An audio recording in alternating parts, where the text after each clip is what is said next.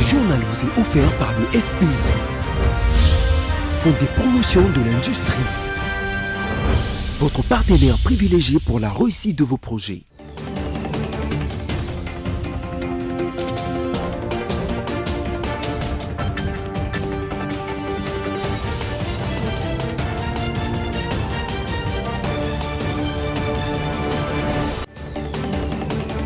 Bienvenue dans notre journal, à la une ce soir.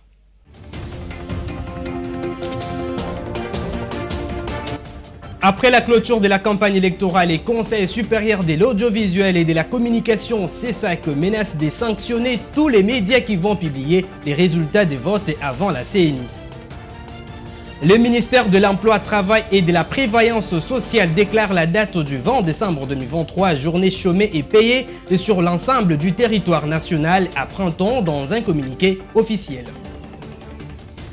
Et à la veille des élections générales en RDC, le vice-premier ministre de l'Intérieur a, au cours d'un point de presse, rassuré que toutes les dispositions sécuritaires visibles et invisibles sont prises pour le bon déroulement de cette opération électorale.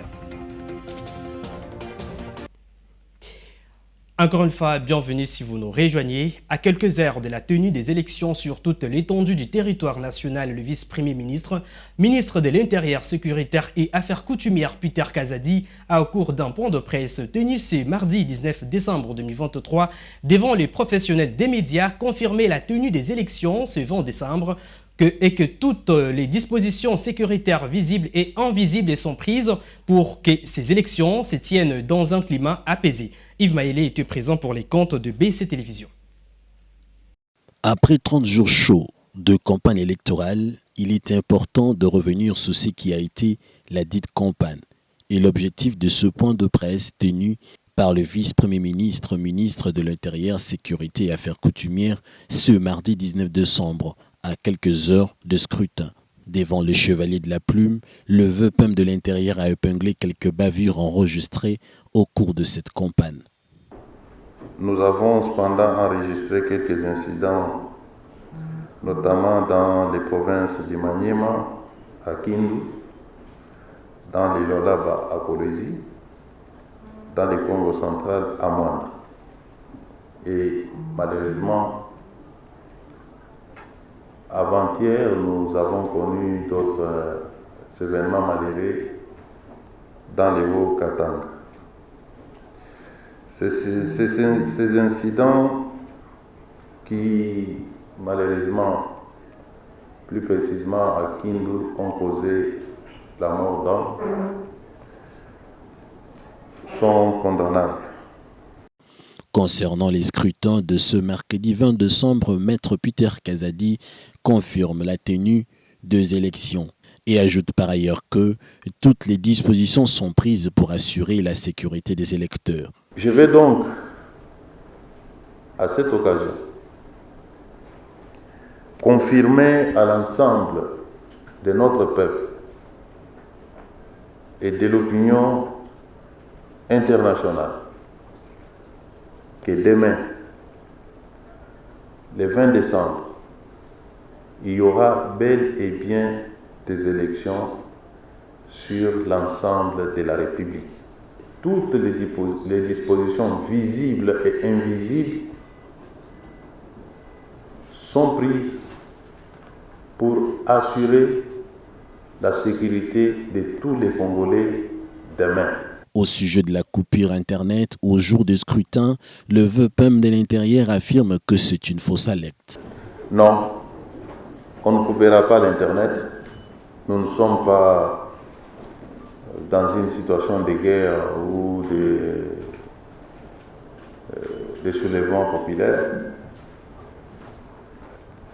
Demain, il y aura un matin, il y aura un midi, il y aura un soir, et nous allons dormir chacun dans sa maison tranquillement.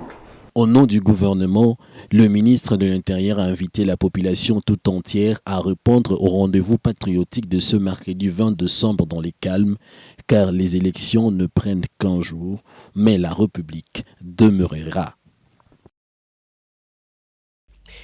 Et sachez également que le gouvernement congolais a officiellement décliné la présence de la mission d'observation électorale de l'Union européenne pour les élections générales de 2023, annonce faite par le vice-premier ministre de l'Intérieur Peter Kazadi, qui pense que cette mission avait pour objectif de nuire au processus électoral. On l'écoute. Le gouvernement de la République démocratique du Congo qui a lancé des invitations à des organisations internationales pour venir faire l'observation de ces élections, sans contrainte aucune. Mais certaines de ces organisations se sont amenées avec une technologie susceptible effectivement de pénétrer les systèmes électroniques de la CENI et capable de manipuler les résultats des élections. Hier, j'ai tenu une très longue réunion avec tous les responsables de la sécurité de notre pays. Ils ont mis la main sur 5 personnes de nationalité étrangère. Sur ces hommes, on a trouvé des indications qui corroborent ce que je viens de vous dire. Et ces personnes ont avoué sur procès verbal qu'il y avait 50 observateurs qui détiennent les mêmes types de machines que nous avons refusées à l'Union européenne. Face donc à ces diverses menaces, le gouvernement de la République a pris toutes les dispositions, je dis bien toutes les dispositions nécessaires pour y faire face et mettre en déroute tous les aventuriers qui vont tenter de perturber ce processus. Autre chose, à la centrale électorale numéro 1, Denis Kadima a échangé sur l'observation des élections avec une délégation du Centre Carter investi d'une mission internationale d'observation électorale qui dirige conjointement Catherine Samba, ancien chef de l'État de la transition de la République centrafricaine. Ginette Fika. Arrivée dans la capitale congolaise depuis quelques jours, la délégation du Centre Carter Investi, venue pour une mission internationale d'observation électorale, a été reçue par le président de la Commission électorale nationale indépendante, Denis Kadima Kazadi, ensemble avec le premier vice-président de la CENI. Une mission dirigée par Catherine Samba Panja, ancien chef d'État de la transition de la République centrafricaine. Au sortir de cette audience, Catherine Samba a fait savoir à la presse que le président de la centrale électorale, Denis Kadima, les a rassurés sur l'inclusivité du processus tel que souhaité et les a fourni en outre un certain nombre d'informations sur les déploiements du matériel lourd et sensible, tout en leur démontrant des efforts fournis pour que le 20 décembre prochain, les élections puissent se tenir dans de meilleures conditions possibles. Élection, oui, mais parlons également de la relation qu'a la religion et la politique en RDC, les rôles de l'Église au sein de la politique congolaise, jusqu'où va son influence, quelle est son implication à ces élections. Monseigneur Donatien Cholet explique dans cet entretien qu'il a accordé à nos confrères de TV5 Monde les rôles que l'Église catholique joue à ces scrutins. On l'écoute. L'objectif de notre engagement, c'est de contribuer à la consolidation de la démocratie. Tout ce que l'Église fait, c'est une façon d'être au service de l'homme congolais. Et donc, les élections constituent le cœur du système qui amène à la bonne gouvernance, dans la mesure où, si ceux qui sont au pouvoir sont convaincus que pour y accéder ou pour y demeurer, il faut satisfaire la population, leur gouvernance mettra l'homme congolais au centre. Alors, pour revenir à votre question, nous voulons contribuer particulièrement comme mission d'observation, après avoir travaillé sur l'éducation civique électorale en amont. Après avoir fait des plaidoyers nécessaires, maintenant, en cette phase, nous nous préparons à observer ces élections. Et puis, le commissaire général de la police nationale congolaise, Benjamin Alonga Boni, a au cours d'une parade appelé les éléments de la police à bien faire le travail dès demain, 20 décembre 2023, les jours des élections générales. Au cours de cette parade, Alonga Boni a insisté sur le professionnalisme, car pour lui, la protection de la population et de ses biens reste prioritaire.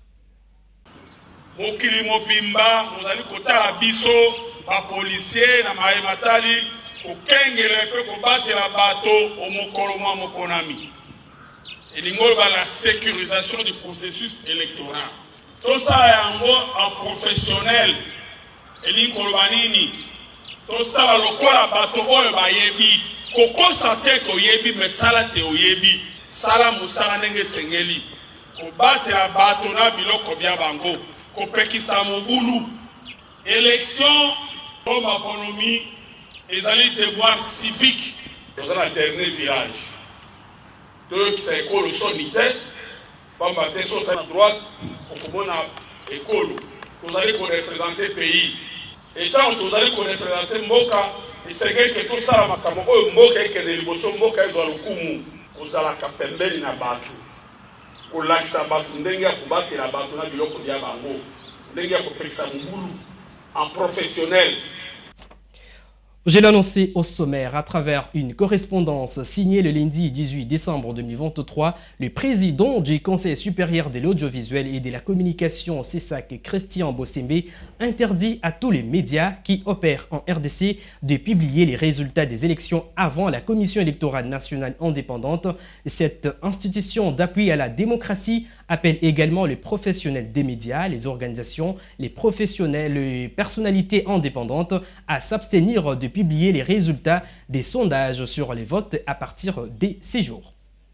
Mesdames, Mesdemoiselles et Messieurs, le Conseil supérieur de l'audiovisuel et de la communication tient à informer au public qu'il est strictement interdit à tous les médias de diffuser le résultat des élections avant la CENI et la Cour constitutionnelle. Nous demandons donc aux médias de s'abstenir d'offrir leur plateau aux perturbateurs ou de relayer des propos visant à détruire la cohésion nationale. Le CESAC se réserve le droit de sanctionner sévèrement tous les médias qui vont sortir du cadre de la loi.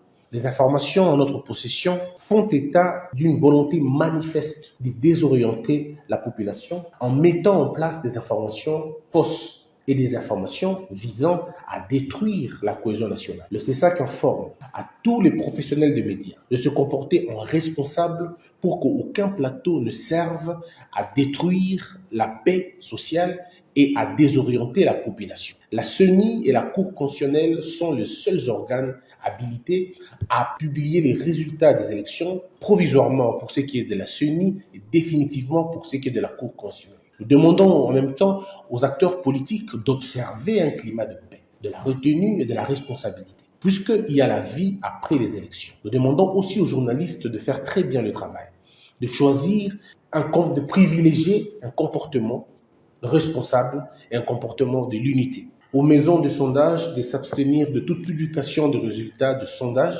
à partir d'aujourd'hui lundi à 23h59. Au pouvoir public de prendre des mesures pour descendre les effigies arborant les images des candidats et aux candidats eux-mêmes de privilégier la paix et de s'abstenir de toute campagne électorale puisque le délai étant passé.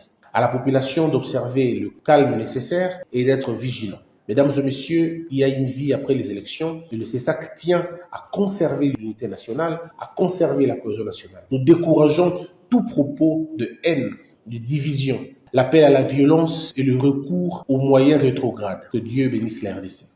Prenons cette information en bref. Le ministère de l'Emploi, Travail et Prévoyance sociale informe le public en général et les mondes du travail, les organisations professionnelles d'employeurs et de travailleurs en particulier qu'en date du 20 décembre 2023, la Commission électorale nationale indépendante CENI organisera conformément aux dispositions constitutionnelles et à la loi électoral et au calendrier électoral publié par décision numéro 044-CNI-AP-2022 du 26 novembre 2022, les élections présidentielles, législatives, provinciales et municipales sur toute l'étendue du territoire national, considérant l'information portée au Conseil de ministres en date du 2 juin 2023, vu l'article 123 alinéa 2 du Code du travail relatif aux mesures réglementaires sur les régimes des jours fériés légaux, vu l'ordonnance du 14 mai 1886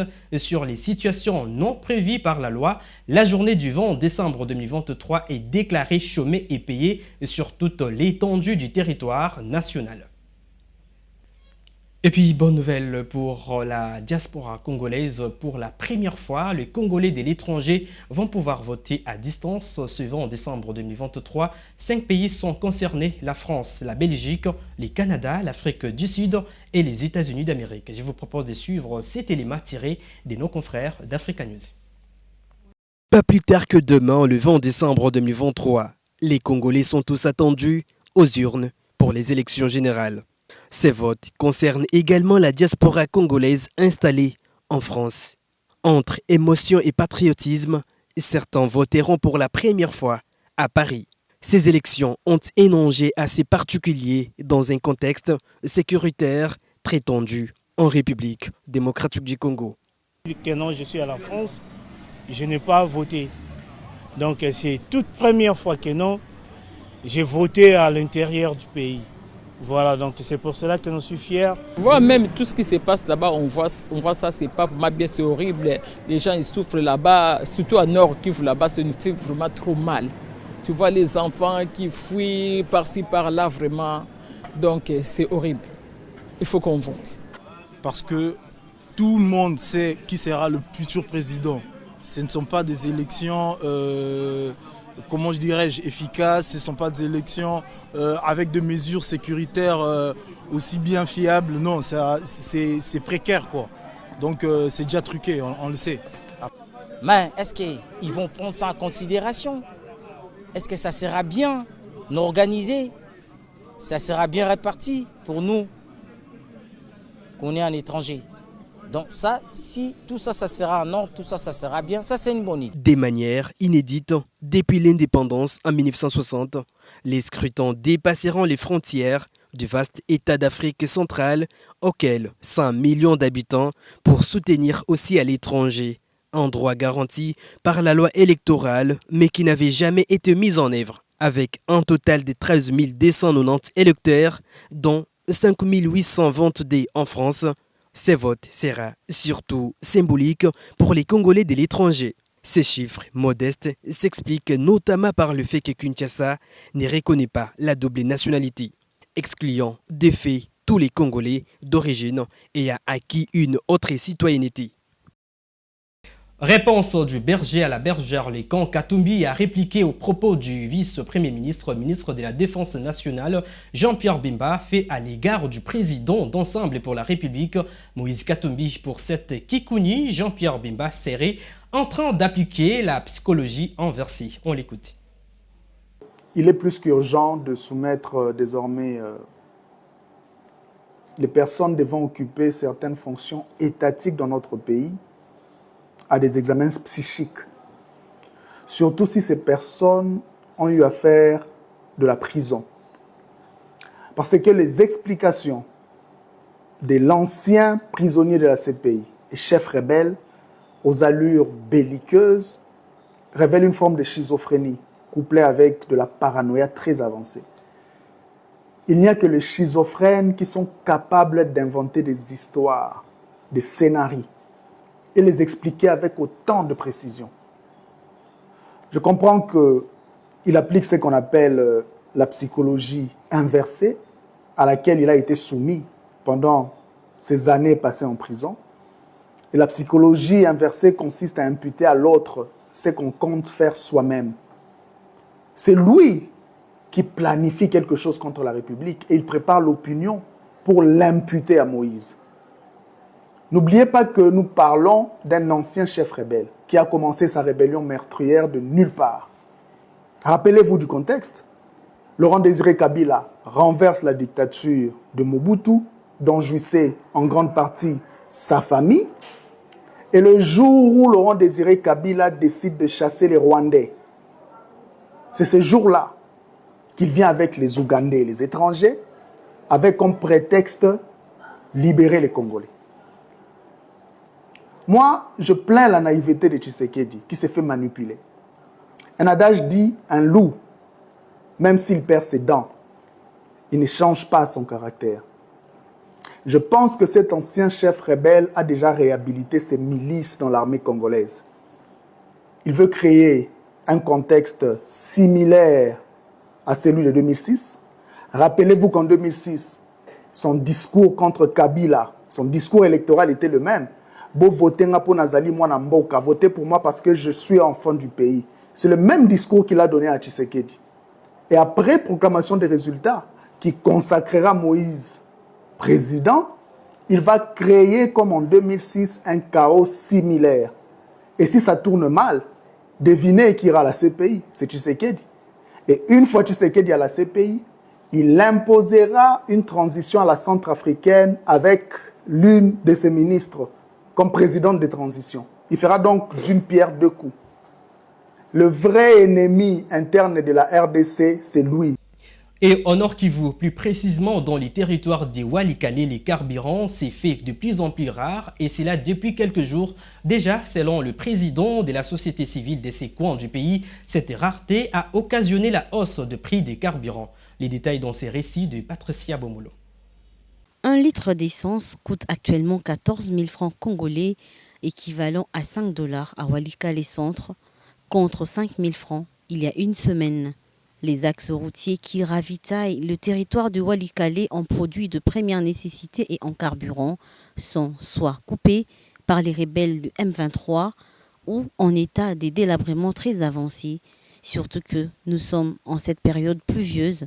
Ces axes sont Sake Masisi Walikale, Bukavu Ombo Walikale, Walikale Kisangani. Cette situation inquiète la population de ce coin, plus particulièrement en cette période électorale, car étant électeurs, ils ont la soif d'aller élire les dirigeants de leur choix dans les milieux où ils ont été enregistrés et où ils ont reçu leur carte. Mais d'énormes difficultés s'imposent, comme se déplacer pour y accéder. C'est très difficile. Même la CENI éprouve cette difficulté pour le déploiement du matériel parce qu'il n'y a pas de circulation à cause de cette hausse des prix des carburants. Ainsi, la société civile de Walikale plaide auprès des autorités, tant nationales que provinciales, afin de décompter cette situation liée à l'enclavement de ce territoire en vue de permettre à cette population, qui n'est pas moins congolais, d'aller aux urnes le 20 décembre 2023. L'actualité, c'est aussi cette question de savoir si le Vatican a réellement autorisé la bénédiction nuptiale du couple homosexuel.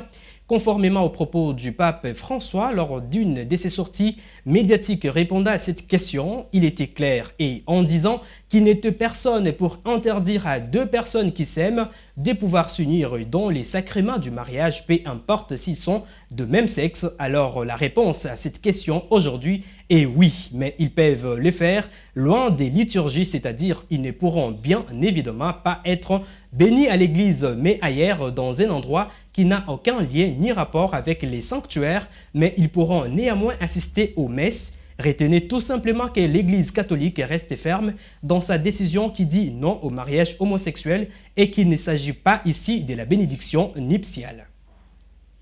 Et en France, Elisabeth Borne a soumis ce mardi 19 décembre 2023 aux députés du groupe Renaissance une proposition d'accord avec la droite sur les aides personnalisées au logement des étrangers dans le but de bloquer la commission mixte paritaire sur les projets des lois immigration. Élément de réponse avec nos confrères de France 24.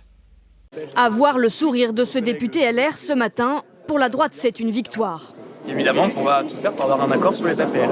Au cœur des négociations, les APL, les aides au logement. Voilà sur quoi les Républicains et l'exécutif seraient tombés d'accord. Les étrangers en situation régulière qui ne travaillent pas devraient attendre 5 ans avant de percevoir leurs APL. Ceux qui travaillent les toucheraient après un délai de carence de 3 mois. Les étudiants étrangers et les réfugiés ne seraient pas concernés. Reste à savoir si les députés de la majorité accepteront ou non de voter cette mouture qui pourrait crisper certains. Je ne sais pas si ça passe ou ça casse, mais on va faire tout ce qu'il faut. Et aujourd'hui, en l'état, nous n'avons pas eu une réunion où tout le monde s'est tapé dessus, s'est crié dessus. Vous n'avez pas l'impression de voter le texte des Républicains, finalement? Non. Ils ont gagné? Non. Je vous assure que non. La commission mixte paritaire a repris ce matin dans cette salle au volet fermé. La majorité a déjà fait plusieurs concessions à la droite, entre autres des quotas d'immigration ou encore le rétablissement du délit de séjour irrégulier. Pour la gauche, des limites morales ont été franchies. La majorité a cédé sur toutes les lignes rouges et a désormais dépassé les lignes bleu marine. Marine Le Pen attend le vote final pour s'exprimer, mais déjà hier soir, ses députés se réjouissaient. Le texte est bien. En tout cas, on peut se féliciter des quelques victoires idéologiques qui se confirment ce soir, qui montrent bien que Marine Le Pen a raison sur un certain nombre de sujets. Si l'accord est validé, un vote définitif aura lieu ce soir au Sénat, puis à l'Assemblée nationale.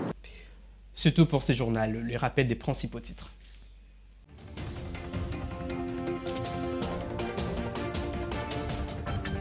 Après la clôture de la campagne électorale, le Conseil supérieur de l'audiovisuel et de la communication CESAC menace de sanctionner tous les médias qui vont publier les résultats des votes avant la CENI. Le ministère de l'Emploi, Travail et la Prévoyance sociale déclare la date du 20 décembre 2023, journée chômée et payée sur l'ensemble du territoire national, apprend-on dans un communiqué officiel. Et à la veille des élections générales en RDC, le vice-premier ministre de l'Intérieur a, au cours d'un point de presse, rassuré que toutes les dispositions sécuritaires visibles et invisibles sont prises pour le bon déroulement de cette opération électorale. Ce journal est complètement terminé. Merci de nous avoir suivis. Au revoir et bonne suite des programmes sur nos antennes.